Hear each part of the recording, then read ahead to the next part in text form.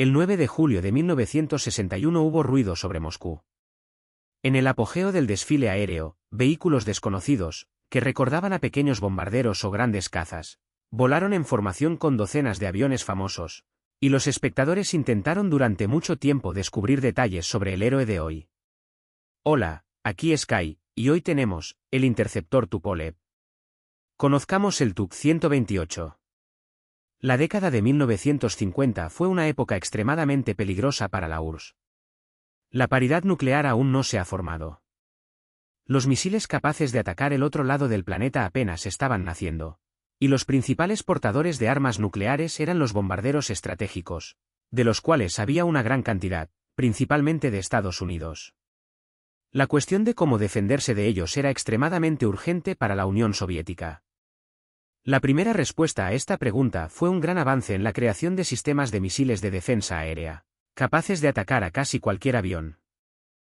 Pero el paraguas que crearon era pequeño y cubría solo ciertas áreas. Podría resultar que los bombarderos no pudieran atacarlos, pero en el resto del territorio harían lo que quisieran. Era simplemente imposible proteger todo el territorio de la URSS, especialmente sus regiones distantes y de difícil acceso.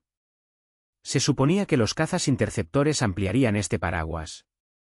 Los Miji, Yaks y Suki más nuevos podían proteger grandes territorios, pero, como ha demostrado la práctica, esto no fue suficiente. La autonomía de vuelo era corta y el insuficiente desarrollo de los equipos a bordo los hacía dependientes de sistemas de detección y guía terrestres, lo que limitaba la autonomía. Se necesitaba algo más grande, de mayor alcance y autónomo. La oficina de diseño fue la primera en emprender la creación de tal interceptor. El LAS 250 era una buena opción que prometía resolver el problema del alcance. Los que prometieron. Por desgracia, el avión resultó ser muy problemático y requirió modificaciones importantes, lo que retrasó su nacimiento durante muchos años. Al ver todo esto, los militares decidieron recurrir al equipo, que, aunque no se ocupaba de combatientes, dominaba mejor que nadie los vehículos de largo alcance. Oficina de diseño Tupolev.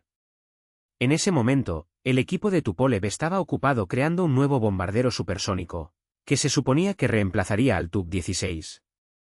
El avión 98 fue bastante revolucionario para su época. Este fue el problema. Las soluciones avanzadas trajeron muchos problemas. Cuando se completó el avión, los militares encargaron su hermano, el Tu-22. El proyecto 98 ya estaba olvidado, pero con la llegada de la idea de un interceptor pesado, sus desarrollos resultaron muy útiles. El proyecto 128 apareció en la oficina de diseño y en 1958 se lanzó, oficialmente como parte de la creación de un nuevo complejo de defensa aérea. Aquí es donde realmente terminó el proyecto LAD 250. Las demandas de los militares eran serias. El proyecto, que inicialmente llamaron Tu-28, implicaba la creación de un interceptor supersónico, un motor actualizado, nuevos equipos a bordo y misiles. Se suponía que el avión podía volar hasta 3,5 horas a niveles subsónicos, acelerar a Mach 1,7 a velocidades supersónicas, aproximadamente 1800 km por hora, y también atacar objetivos a altitudes de hasta 21 km. Esperábamos toda esta belleza en 1960. La idea de los diseñadores era tomar un avión 98 existente y transformarlo en un interceptor. En realidad, el alcance y la autonomía ya estaban ahí, solo había que hacer algo de magia con el diseño y el relleno. Al mismo tiempo, el peso y la torpeza del bombardero no fueron inicialmente un problema. Sí, no puedes convertirlo en un luchador, no podrá afrontar una batalla aérea, y mucho menos una maniobrable. Pero esto no fue necesario. Sus objetivos son bombarderos estratégicos pesados y aviones de reconocimiento. La tarea era la interceptación a alta velocidad. El avión era más bien una plataforma de lanzamiento y un complejo de guía, y se suponía que los misiles debían contactar con el enemigo. A pesar de la aparente sencillez, hubo mucho trabajo. Muchas organizaciones y centros de investigación trabajaron en todos los aspectos. El primer Tu-28 fue ensamblado en el verano de 1960. Después de una serie de pruebas en tierra, el prototipo realizó su primer vuelo el 18 de marzo de 1961. Curiosamente, el montaje del primer lote de producción de 4 vehículos ya estaba en marcha en ese momento, antes del inicio de las pruebas completas. arriesgado, pero podría ahorrar mucho tiempo. La exhibición pública tampoco se hizo esperar y el avión apareció en un desfile en Tusino en el verano de 1961. La gente quedó impresionada, los periódicos publicaron sus artículos y la OTAN le dio al avión un índice, violinista y violinista. Pocas personas sabían que en ese momento había dos nuevos interceptores. Pero esta escasez no duró mucho. Ya en 1962 la primera serie estaba lista y los aviadores contaban con 5 aviones. Pronto el Tu-28 comenzó a flexionar sus músculos, realizando disparos de prueba con suene los últimos misiles contra aviones objetivo controlados por radio. En esta etapa, no solo se probaron activamente las armas, sino también los sistemas de guía y comunicación con las fuerzas de defensa aérea terrestre. El avión funcionó bien, tanto en conjunto como de forma autónoma. En 1963, los militares finalmente dieron índices oficiales a todos los elementos del complejo, y el avión recibió el nombre de Tu-128, por el que todo el mundo lo conoce. En 1965 se puso en servicio el Tu-128. La apariencia del Tu-128 estuvo muy influenciada por la escuela Tupolev y el Proyecto 98. Parece más bien un bombardero. Al lado de los bombarderos parece modesto, aunque para un interceptor es, por supuesto, un tipo grande. 17,5 metros de envergadura, 30 metros de longitud, 7,1 metros de altura. Peso máximo al despegue 43,7 toneladas. El ala muy en flecha tiene una mecanización bastante desarrollada con alerons, flaps y spoilers. Esto le permitió mantener una velocidad mínima baja y simplificar los despegues y aterrizajes.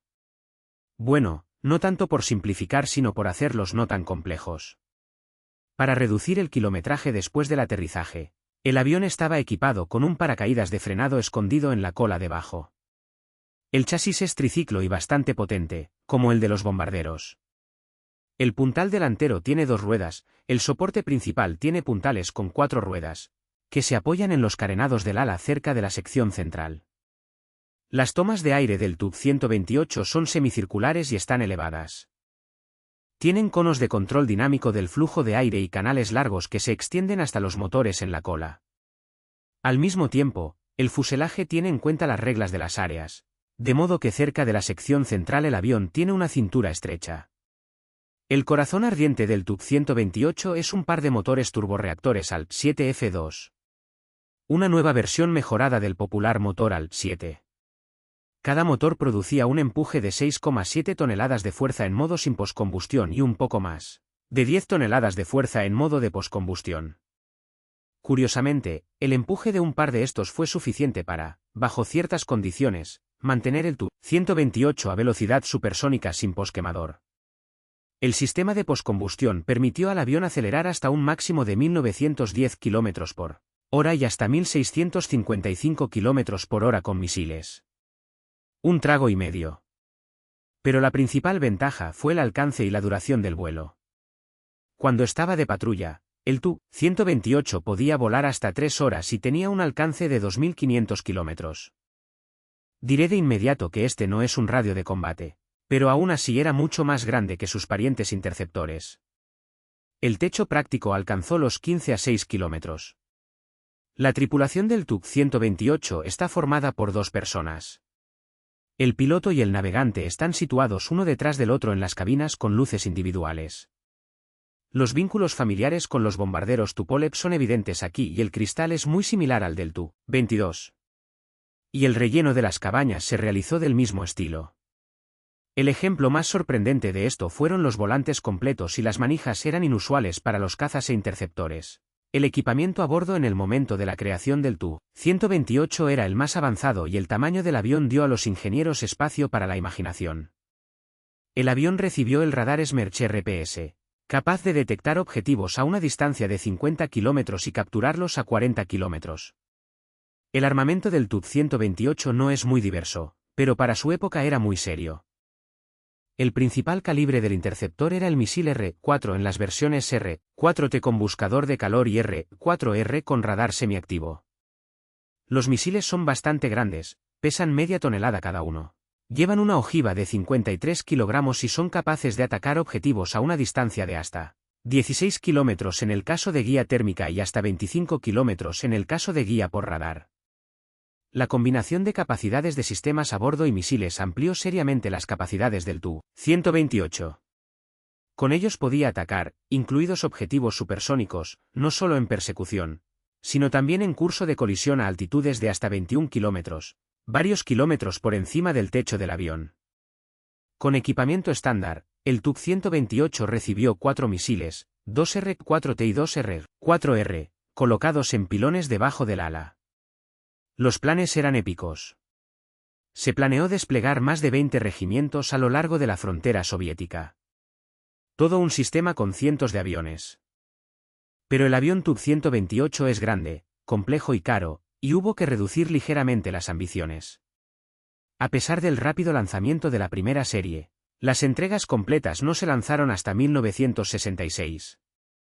La emisión continuó hasta el 71. Se ensamblaron un total de 198 aviones, la mayoría de los cuales entraron en servicio con 6 regimientos. Las fuerzas de defensa aérea comenzaron a dominar el interceptor más nuevo en 1964. El entrenamiento, por cierto, fue bastante difícil. No fue fácil pasar de cazas familiares a máquinas pesadas y muy específicas. Después de mucho debate, se tomó la decisión de crear un avión de entrenamiento especial. Así apareció el Tu-128 con una cabina adicional en el morro, por lo que recibió el sobrenombre de Pelican.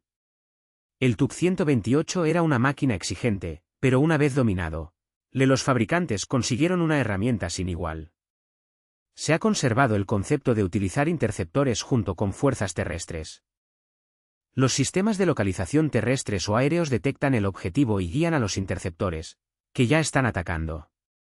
Al mismo tiempo, el Tu-128 era mucho más autónomo que sus homólogos.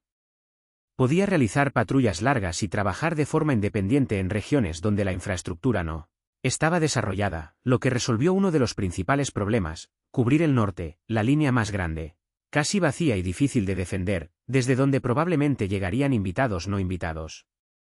El mundo tiene suerte. Los personajes principales de la Tercera Guerra Mundial no aparecieron, pero los juegos con un enemigo potencial en la carrera del Tu-128 no eran infrecuentes. Los bombarderos no volaban, pero había varios aviones de reconocimiento, desde aviones más simples hasta máquinas muy interesantes, principalmente el SR-71. Pero no hay colisiones. Los mirlos no cruzaron la frontera y los violinistas volaron en paralelo, manteniendo ambos una distancia honrosa. En realidad, solo tuvieron que disparar a globos estadounidenses con equipos de reconocimiento. Pero fue una batalla aburrida. Para los Estados Unidos, estos dispositivos eran en gran medida consumibles, pero para la defensa aérea de la URSS, bueno, el interceptor supersónico pesado de largo alcance en realidad no estaba hecho para globos. A finales de la década de 1960, la estrategia de bombardeo había cambiado. Apareció el concepto de avance a baja altitud, donde las defensas aéreas eran menos efectivas. Los tupolevitas tuvieron que responder a este desafío. Así apareció el Tu-128M con nuevos equipos a bordo, rádares y misiles capaces de atacar objetivos a altitudes inferiores a 1 kilómetro. Además, no se trataba de aviones de nueva producción, sino de modificaciones realizadas en aviones ya producidos. Por cierto, hubo muchas ideas para desarrollar el interceptor.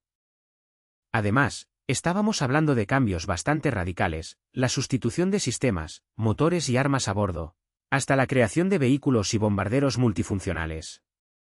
Los proyectos que más brillaron fueron el Tu-138, con un aumento significativo en las características del interceptor, y el Tu-148, que era, en general, un nuevo avión con una estructura, motores y un ala de barrido variable diferentes. Pero estos proyectos, como muchos otros, no se implementaron. Eran complejos y costosos. El Tu-138 potencialmente no proporcionaba capacidades tan llamativas en comparación con el 128, y el Tu-148, a pesar de su frialdad, ya era más una máquina multifuncional, que resultó no ser necesaria ni para la defensa aérea ni para la fuerza aérea. Curiosamente, la aparición del MiG-25 no supuso en absoluto el final de la carrera del Tu-128. A pesar de que el MiG era ciertamente una máquina revolucionaria y tenía características absolutamente salvajes para su época, en algunos aspectos era inferior a Tupolev, quien continuó sirviendo con éxito al lado de su formidable hermano. Pero la aparición del MiG-31 puso fin a este servicio. El avión más nuevo, con todas sus similitudes con el MiG-25, era mucho más avanzado y comenzó a desplazar rápidamente a sus antepasados. Sin embargo, este desplazamiento no fue nada inmediato y el Tu-128 continuó volando hasta principios de los años 90. Una vez finalizada la operación, la mayor parte de la flota se enfrentó al triste destino de ser eliminada. Algunos de los aviones fueron almacenados y otros fueron distribuidos a museos. El primer prototipo tuvo suerte. No solo tuvo una carrera bastante turbulenta y peligrosa, a la que logró sobrevivir, sino que después de completar su servicio fue al Museo Principal de la Fuerza Aérea. Ahora está en Monino. Con esto creo que se puede completar la historia. El veterano interceptor apareció donde se le necesitaba, cuando se le necesitaba. Completó su tarea y se jubiló, dejando muchos recuerdos a todos los que trabajaron con él durante varias décadas. Tenga vuelos rápidos y aterrizajes suaves. Y te permitirá encontrar cohetes solo en exposiciones. Subtítulos creados por Dima Torzok.